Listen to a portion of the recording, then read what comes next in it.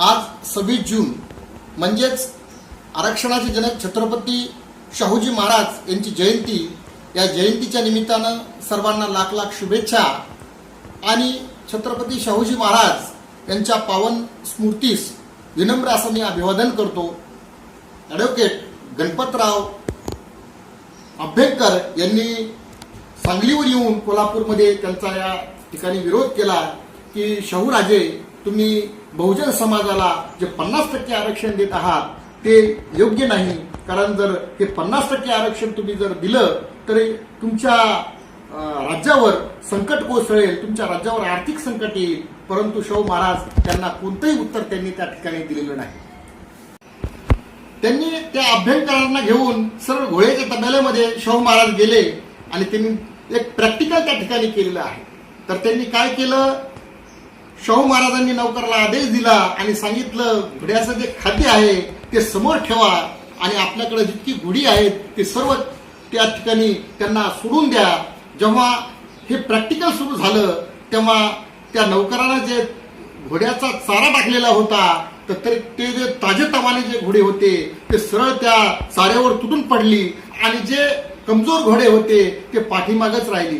जे ताजेतवाने घोडे ते खाद्य खात असताना ते पाठीमागून लाता मारायला लागली आणि जे कमजोर घोडे होते ते पाठीमागच राहिले आणि त्या ताज्या तवान्या घोड्यानं ते जे खाद्य होतं ते फस्त केलं आणि जे कमजोर घोडे होते ते उपाशी राहिले. यानंतर शाहू महाराजांनी अभ्यंकरांना सांगितलं, अभ्यंकर हे तुम्ही बघितलं का? तर त्यावर त्यांनी सांगितलं की हो, हे सर्व प्रकार मी बघितला. त्यावर शाहू महाराजांनी सांगितलं की हे ताजेतवाने जे घोडे होते त्यांनी हे खाद्य फस्त केलेलं आहे आणि जे कमजोर घोडे आहेत त्यांना हे अन्न खायला मिळालं नाही.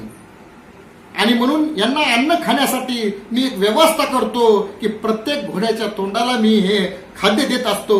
म्हणजे प्रत्येक घोड्याला हे समान खाद्य दिल्यामुळं त्यांना त्यांचं जे पोट आहे ते भरणार आहे. असाच उद्देश माझा आरक्षणाचा आहे अभ्यंकर. आणि आरक्षणाचा उद्देश काय आहे तर प्रत्येक वंचित उपेक्षित घटकापर्यंत त्यांना जर आरक्षण दिलं तर आपण खऱ्या अर्थानं विकासाची जी गंगा आहे ती वंचित उपेक्षितापर्यंत नेऊ शकतो. अशा पद्धतीचं हे आरक्षणाचं उदाहरण अभ्यंकरांनी उदाहरण शाहू महाराजांना अभ्यंकरांना दिलेलं आहे. दुसरं महत्वाचं शाहू महाराजांविषयी सांगायचं झालं तर शाहू महाराज आणि अस्पृश्यांचा संबंध काय तर अस्पृश्यांच्या उन्नतीसाठी शाहू महाराज आयुष्यभर झटले. अस्पृश्यता निवारणासाठी त्यांनी अनेक लढे उभा केले. बाबासाहेबांचा आणि शाहू महाराजांचा संबंध आला. बाबासाहेबांना त्यांनी शिष्यवृत्ती दिली, विदेशात पाठवलं, असा देखील प्रसंग या ठिकाणी आलेला आहे.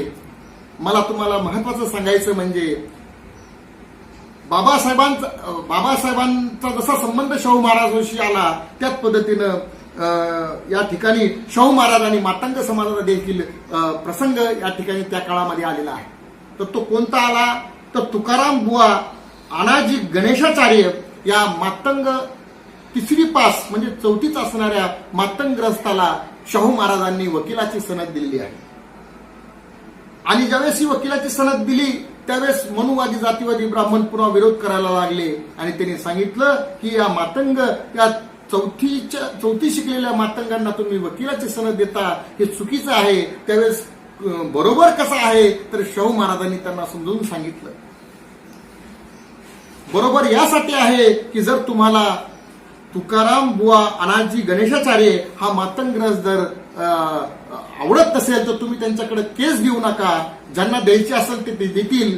त्या काळामध्ये बाबासाहेब आंबेडकर यांच्याकडे देखील बरेचसे केसेस येत होत्या आणि बाबासाहेब आंबेडकर देखील त्यांच्या ज्या प्रलंबित केसेस आहेत त्या तुकाराम बुवा अनाजी गणेशाचार्य या मातंगग्रस्ताला देत होते. अशा पद्धतीचा हा क्रमवार त्या ठिकाणी शाहू महाराजांचा आपल्याला सांगता येईल.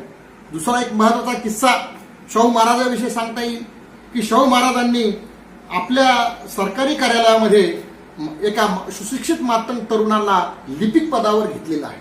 आणि जेव्हा हा किस्सा आपण सांगत असताना मला तुम्हाला सांगायचं आहे की शाहू महाराजांनी लिपिक पदावर जेव्हा मातंग तरुणाला घेतलं त्यावेळेस तिथं देखील थोडा गोंधळ निर्माण झाला की एका मातंगाला लिपिक पदावर म्हणजे वरच्या पदावर शाहू महाराजांनी घेतलं, हे योग्य निर्णय नाही. म्हणून त्यांनी त्या ठिकाणी त्या मातंग तरुणाला छळ करण्यास सुरुवात केली. आणि छळ करण्यास सुरुवात केल्यानंतर आता आपल्या भाषेत सांगायचं म्हणजे त्या कार्यालयामध्ये एक कार्यालयीन अधीक्षक असतो आणि त्या कार्यालयीन अधीक्षकानं बघितलं की हा मातंगग्रस्त हे जर या ठिकाणी काम करत राहिला तर आपल्याला त्याचा बाध होईल, म्हणून हा तात्काळ या ठिकाणी नोकरीतून बाहेर निघला पाहिजे, अशा पद्धतीचं त्या काळी षडयंत्र तिथल्या कार्यालयीन अधीक्षकानं केलं. आणि ज्यावेळेस शाहू महाराज यांनी हा प्रकार बघितला त्यावेळेस शाहू महाराजांनी याकडे लक्ष दिलं नाही, परंतु त्या अधीक्षकानं शाहू महाराजाला एक गोपनीय अहवाल दिला की शाहू महाराज हा मातंग समाजाचा जो मुलगा आहे हा चांगल्या पद्धतीनं काम करत नाही, हा पूर्णपणे अकार्यक्षम आहे, याला काही येत नाही, म्हणून याला काढून टाकलं पाहिजे, अशा पद्धतीचं पत्र त्या काळामध्ये शाहू महाराजांना पाठवलं. शाहू महाराज त्या पत्रावर काहीच बोलले नाही.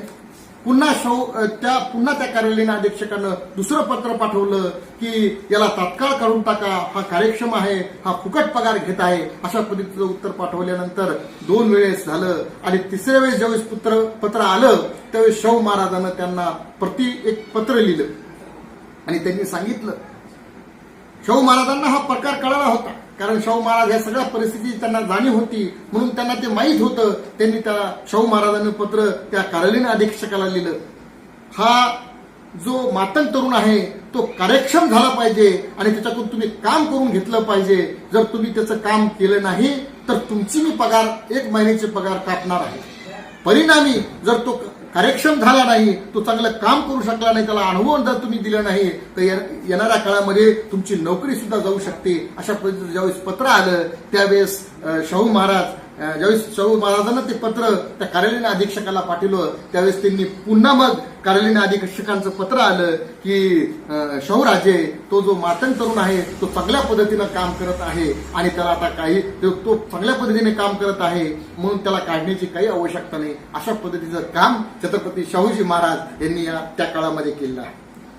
शाहूजी महाराज यांनी एका दलित समाजाच्या गंगाराम कांबळेंना सत्यशोधक नावाचं चहाचं दुकान टाकून दिलं आणि ते चहाचं दुकान चालत नव्हतं, म्हणून स्वतः छत्रपती शाहू महाराज त्या चहाच्या दुकानात बसायचे आणि आपला कारभार करायचे आणि त्याला गंगाराम कांबळेला चहा मागायचे आणि सर्व लोकांना ते चहा पाजायचे. अशा पद्धतीचं अस्पृश्य निवारणाचं काम देखील छत्रपती शाहूजी महाराज यांनी त्यांच्या काळात केलेलं आहे. दुसरं महत्वाचं तुम्हाला सांगायचं म्हणजे आदिवासी समाजात देखील शाहू महाराजांचं काम फार मोठं आहे. आदिवासी समाजातले जे डाकू दरोडेखोर गुन्हेगार लोक होते त्यांना शाहू महाराजांनी एकदा बोलावून घेतलं, त्यांना पोटभर जेवण दिलं आणि जेवण दिल्यानंतर त्यांनी सांगितलं तुम्ही चोरी का करता. त्यावर त्यांनी सांगितलं आम्हाला कामधंदे नाहीत, आम्हाला देखील या समाजामध्ये मान सन्मान मिळाला पाहिजे, आम्हाला देखील वाटतंय की आम्ही मान सन्मानाने समाजामध्ये जगलो पाहिजे.